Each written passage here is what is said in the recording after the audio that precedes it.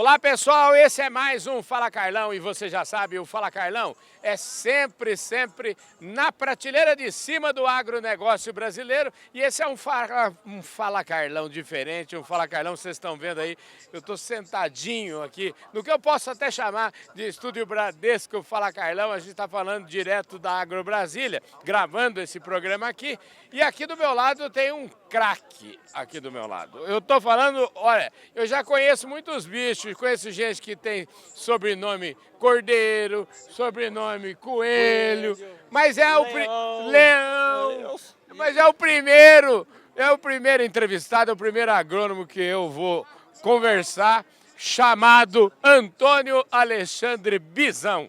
Olha que sobrenome bonito, hein? Bom dia. Ô Bizão, Ecologicamente correto. Obrigado por você topar essa prosa aqui, viu, Bizão? Oh, que coisa boa. Eu que agradeço a oportunidade que estou tendo. Maravilha.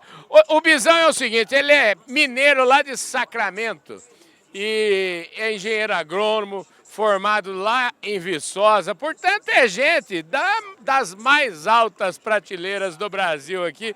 E foi uma delícia aqui, o bate-papo essa conversa nossa foi já muito bom. E é o seguinte, ninguém nasce aqui no Fala Carlão já falando de remineralização de solo, nem nada disso. Vamos contar um pouquinho da sua história aí. Fala um pouquinho quem é você. Bom, eu milito nessa área, eu sou um profissional que eu já tenho 40 anos de formado e eu venho de uma família, a minha origem é de agricultor, de pequeno agricultor. O meu pai era produtor de hortaliças lá em Sacramento, né? Então eu saí da fazenda para ir para a universidade estudar. Até no básico eu consegui trabalhar durante o dia e fui estudando durante a noite, até que eu consegui sair do campo e ir para a universidade. E lá na universidade eu tive a oportunidade de ter grandes mestres, grandes professores. Aí eu me formei e vim para o campo trabalhar. E aqui vim trabalhar em Goiás, porque lá em Minas nós não tínhamos oportunidade de trabalho. Então nós conseguimos trabalho aqui em Goiás. E por aqui eu tive a oportunidade de passar por várias empresas. Aqui eu trabalhei numa cooperativa lá em Itumbiara, depois eu fui para Rio Verde, passei pela BASF, da BASF eu passei pela Cargill, trabalhei da Cargill. Da Cargill eu fui para a FMC, trabalhei um tempo na FMC. Da FMC eu tive a oportunidade de ser convidado para fazer parte do quadro da Pioneer, quando a Pioneer estava começando no Brasil. Depois da Pioneer, eu tive a oportunidade de plantar soja lá no Tocantins, no projeto Prodecer. De lá também eu tive a oportunidade de trabalhar na Bayer, eu trabalhei um tempo na Bayer, na área de vendas. Da Bayer eu tive a oportunidade de trabalhar um tempo na Biomatrix, que é uma grande empresa de sementes de milho que tem hoje no Brasil. E o meu último trabalho foi na Biomatrix. A partir de 2012, eu passei a me dedicar full time, inclusivamente, ao processo de remineralização de solos. Remineralização de solos... Antes de você seguir aí, rapaz, eu vou falar assim, você tem uma capacidade de resumir as coisas extraordinária, hein, rapaz? Porque o homem contou a carreira dele inteira aqui para nós. Então, eu vou falar assim, você nem quando saiu da faculdade ficou nem um dia desempregado? Como é que é? Não, felizmente eu me sinto uma pessoa privilegiada que eu nunca fiquei desempregado. Eu não posso dizer assim, porque a gente que vivia na fazenda, trabalhava na roça, tinha experiência em manusear enxada, em manusear um machado, um facão, a gente sabia o tanto que a vida lá na roça era um tanto difícil e complicada. Você sabe que esse argumento é o que a minha mãe usou pra gente, falava assim, ó, os meus filhos vão todos estudar, mas o primeiro que repetir de ano volta para enxada, viu? E a turma teve boas notas sempre, eu acho que esse argumento da minha mãe era certeiro, viu? Realmente, e a gente quando saiu da universidade, sempre às vezes eu discuto com a minha esposa, é assim, profissão dá certo para quem tem que fazer ela dar certo. Então, eu tinha que fazer a minha profissão dar certo. Então, muitas vezes a gente se embaraça que a gente quer, saiu da universidade e já se acha o senhor da razão. Então, quando eu saí da universidade, eu vim trabalhar no campo, então eu tinha que fazer a minha profissão dar certo, porque eu não tinha segunda opção, eu não tinha outra alternativa para seguir, ela tinha que dar certo. O senhor sabe disso, eu várias vezes, já conversei muitas vezes aqui com o professor Roberto Rodrigues, nosso ex-ministro da Agricultura, e eu sempre digo isso para ele quando eu encontro, que eu falo assim, ô Roberto, eu sou um otimista por precisão, porque não tem outro jeito, viu? Exatamente, então a gente é otimista por precisão. Então, como eu estava te contando, a partir de 2012, eu tive contato com o processo da remineralização de solos em 1999. Foi a primeira vez que eu ouvi falar também de remineralizador de solos. E eu entrei no processo de remineralização, não foi por achar que era viável, não foi por concordar com as ideias do primeiro artigo que eu li, que era um artigo publicado pela doutora Suzy, que é uma das nossas guias que nós temos aqui no Brasil. Quando eu li aquele artigo onde ela se propunha a remineralizar os solos e voltar a produzir alimentos sem o fertilizante químico, eu achei que aquilo era uma ofensa à ciência, eu achei que aquilo era uma agressão ao conhecimento que eu tinha adquirido ao longo desses anos. E eu fui testar o remineralizador de solo para provar e mostrar para a sociedade que aquilo tudo era uma farsa, que aquilo não tinha como funcionar, que aquela mulher, sendo uma geóloga, ela estava induzindo os agricultores ao erro, que aquilo não funcionava. Então, eu fui orientado pelo Luiz Bittencourt, que era o presidente do CREA, lá em 1999, a montar um experimento com os pós de rocha que existiam lá na região de Rio Verde, Goiás, para mim comprovar que aquilo que aquela mulher estava dizendo e escrevendo era uma farsa, era uma mentira. Então, montei os experimentos, montei 3 experimentos, e em todos os 3 experimentos eu levei um tapa na cara. Levei um choque que eu vi que eu estava de frente de uma grande verdade que tinha me sido omitida e que tinha sido escondida. Que eu estava de frente a um novo universo. Quando eu cheguei à conclusão que aquilo era verdade, eu mudei de ideia, não queria mais caçar aquela profissional. Eu dentro do CREA queria caçar o diploma daquela profissional que estava dizendo que era possível produzir alimento usando rocha moída. Mas eu tive a coragem científica de ir lá e comprovar que o que ela falava era verdade. Mostrei para o presidente do CREA de Goiás nessa época e ele me disse, não, Bizão, que bom que você descobriu que o que ela está falando é verdade. Então nós não vamos perder um profissional. Você vai correr atrás disso, vai para a UNB para estudar isso mais, para procurar entender e conhecer o que é essa tal de remineralização de solos. Foi a partir disso que eu fui para a UNB. Lá na UNB eu tive a oportunidade de conhecer o Dr. Éder de Souza Martins, que também estava terminando o doutorado e indo para a Embrapa, e fiquei durante 5 anos dentro da UNB, estudando.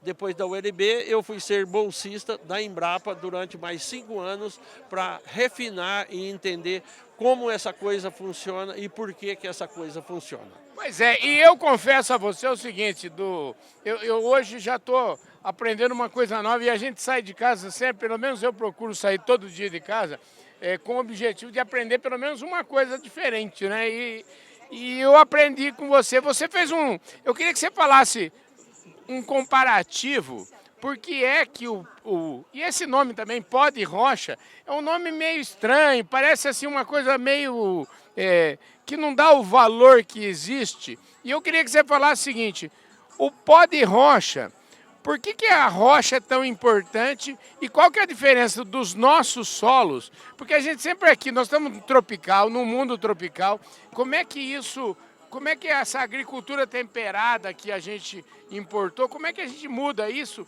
E o que explica o nosso solo ser diferente, por exemplo, do solo americano? Bom, o modelo de agricultura que nós importamos, nós não podemos dizer que ele não é um sucesso. Ele realmente é um sucesso. Pois na escola onde eu estudava, lá em Sacramento, em Minas Gerais, a merenda escolar que tinha na escola onde eu fiz o primário, ela era uma merenda escolar importada. Então o país não dava conta de produzir a merenda para as crianças que iam para a escola. Vinha da Aliança para o Progresso, a merenda escolar. E com essa tecnologia que nós importamos, dessa agricultura química para o ambiente tropical, foi o grande sucesso que hoje o país tornou-se o maior exportador de alimentos do mundo. Então, de cada 10 pessoas que estão almoçando no planeta nesse momento, 2 a 3 pessoas estão comendo alimentos que foram produzidos pelo Brasil. E até aquela época de 1960, a gente tinha um conhecimento na área de geografia que o país era uma grande nação em extensão territorial, mas que não tinha condição de produzir alimentos, porque as áreas de fertilidade natural no Brasil eram muito pequenas. Eram algumas áreas em Minas Gerais, algumas áreas em São Paulo, onde estava a lavoura de café. Tirou aquela área da lavoura de café, o resto do Brasil era um país enorme, só que estéril, não tinha condição de produzir aquelas culturas.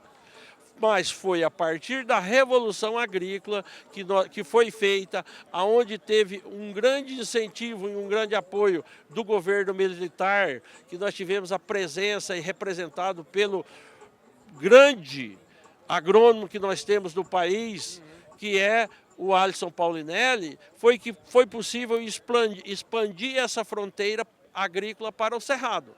Então nós tínhamos até aquela época uma teoria que dizia: o Brasil jamais vai ser um produtor de alimento porque os seus solos são extremamente velhos, são solos que têm uma acidez elevada, são solos que têm excesso de alumínios, que são inaptos para a produção de alimentos. Isso era a verdade, que se alguém for pesquisar e olhar um livro lá de 1963, vai encontrar isso escrito lá. Mas não, a partir do projeto de emancipação da agricultura brasileira, da expansão da agricultura no Cerrado, nós mudamos essa história. E o primeiro fator a mudar essa história foi um pó de rocha. É um pó de rocha, por isso que chama-se o pó de rocha. O pó da rocha, primeiro que nós usamos para mudar o solo brasileiro, para tornar ele apto a produzir alimento, foi o pó da rocha calcária. E se nós olharmos, as rochas que nós temos lá no Coliseu, lá na Grécia, lá no Egito, são todos blocos de rocha calcária, que só vai liberar o cálcio e o magnésio para eles mudar o solo a partir do momento que eles forem transformados em pó. E essa história de usar o pó de rocha como remineralizador de solo para restabelecer a fertilidade natural não é coisa nova. Isso era usado na Alemanha lá em 1840 e 1860. Foi escrito um livro que chama Pães de Pedra, Como Transformar Pedra em Alimento, pelo pesquisador Julius Hensel na Alemanha. E esse livro Pães de Pedra, ele está na internet. Quem quiser é só acessar na internet que vai poder baixar esse livro para entender como é esse processo de transformar pedra em alimento. Transformar pedra em alimento, a natureza já fazia. Então todo o processo, só que era um processo lento e demorado. E nós temos pressa, nós temos que fazer acontecer na escala humana. E agora é o seguinte, nós temos pressa realmente também, porque o nosso programa já está, tá faltando um minuto para acabar o nosso programa. Eu queria saber o seguinte: o pó de rocha, você é um especialista nesse assunto e hoje a sua atividade é da consultoria. Me explica um pouquinho qual é o seu negócio. O meu negócio hoje é ir até a pedreira onde tem a rocha, ver a viabilidade, fazer um estudo da capacidade de usar essa rocha como remineralizador de solo. Porque a partir do remineralizador de solo, eu vou estar economizando fertilizante químico importado, que é importado em dólar. E o remineralizador, nós vamos ter a condição de produzir a mesma quantidade, igual saiu daqui hoje o Rogério Vian, que já é um agricultor que produz a mesma quantidade usando 30% do fertilizante importado que ele usava. Então eu reforço a economia interna do país, porque eu consigo estancar a evasão de dólar para comprar fertilizante químico igual nós compramos. Passamos a usar com pequenas quantidades. E qual que é o desafio? Qual é o desafio para que isso possa chegar na maioria dos agricultores? Qual é o desafio hoje? O grande desafio é nós termos produto para oferecer para o mercado. Nós ainda não temos, o nosso potencial é enorme. O Brasil é um país que tem uma mega diversidade geológica, nós temos rocha para atender todas as demandas de todas as culturas do país, mas nós ainda não temos uma indústria forte, nós não temos investimento nessa área para aumentar a produtividade do remineralizador, que ainda é muito pequena no país. Quer dizer, você está me dizendo o seguinte, então que isso pode ser aquela dependência que nós temos de químico importado, a solução está aqui dentro de casa e pode estar embaixo no solo das nossas fazendas. Não tenhamos dúvida disso, porque foi assim, a natureza, a história da agricultura na humanidade tem 12 mil anos, e quem inventou o fertilizante químico tem só 140 anos. Então a natureza fazia isso sozinha. E hoje a remineralização de solo, nós estamos pegando a rocha que dava um solo de mata, um solo de cultura, transformando ela em pó, aplicando ela num solo pobre e transformando esse solo pobre num solo jovem novamente. Então nós estamos fazendo a gênese de solo, nós estamos fazendo regeneração da agricultura. Então esse é o nosso processo. E isso é um processo sustentável. E um processo sustentável, primeiramente, ele tem que ser sustentável economicamente. Então veja você que nós não deixamos de usar um fertilizante que custa 500, 400 dólares a tonelada importado para usar um remineralizador de solos que custa na faixa de 20 a 30 dólares, mas que ele vai fazer com que eu reduza pela metade a 1/3 do químico importado. Nós vamos substituir o químico importado? Não. Nós vamos racionalizar ele de maneira que com 1/3 do que nós estamos usando, nós vamos ter uma produtividade maior e melhor do que a que nós temos hoje em dia na agricultura brasileira. Pelo que eu estou entendendo, para a gente fechar nossa prosa, então, depende de muito investimento, ou seja, depende de investimento na produção do pó. Sim, hoje o nosso processo não correu mais, não andou mais, porque falta investimento na estrutura produtiva do remineralizador. Então, até hoje nós trabalhamos com empresas onde a produção do remineralizador ainda é um produto secundário da atividade principal, que é a produção do agregado para a construção civil. Então nós estamos de carona, porque a coisa ainda é pequena, mas nós estamos sentindo que a evolução que aconteceu nos últimos 5 anos, trabalho publicado para a Embrapa mostra que nós já economizamos R$1 bilhão com o uso desse remineralizador que nós temos no país. Então é uma coisa altamente viável, altamente factível, altamente plausível. Nós temos aqui agricultores que eles já estão há 6, 8 anos sem usar potássio importado, usando simplesmente o potássio dos silicatos das rochas que nós temos aqui no Brasil. Maravilha. Querido, infelizmente nosso tempo acabou, a gente vai voltar a falar desse tema e com certeza você vai ser uma fonte inesgotável aqui para os nossos telespectadores desse tema, que eu acho que é um tema que interessa demais para a agricultura brasileira, viu? Olha, Carlão, eu é que agradeço a oportunidade. A gente já tem 25 anos de trabalho, de pesquisa nessa área, e a gente também faz, então hoje a nossa pesquisa está em campo, mostrando para o agricultor e nas áreas produtoras de remineralizador, para produzir remineralizadores de qualidade que realmente venham atender a demanda da agricultura nacional. Maravilha. Gente do céu, que conversa boa aqui com o Antônio Alexandre Bizão, um cracaço, engenheiro agrônomo, cara da prateleira de cima, trouxe um assunto super interessante, principalmente nesse momento em que a gente vive, um momento de agricultura regenerativa, um momento de sustentabilidade, um momento de uma agricultura que com certeza ainda vai trazer muita disrupção e muito aumento de produtividade com lucratividade para o agricultor brasileiro. E o Fala Carlão, claro, quer estar na vanguarda desse tema, quer estar na vanguarda da discussão desse assunto. Muito obrigado pela sua audiência, um forte abraço e a gente se vê no nosso próximo programa. Muito obrigado.